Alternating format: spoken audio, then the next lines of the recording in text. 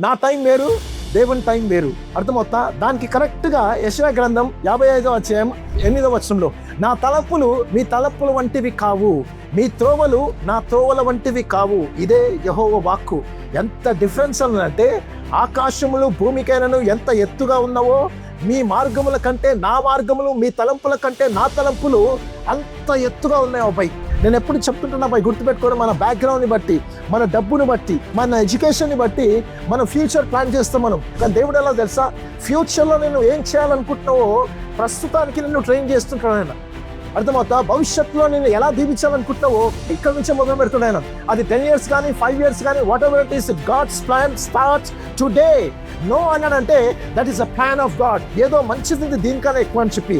అందుకోనికి తెలుసా దేవుడు ఏమంటుంది తెలుసా, you wait for that, not now.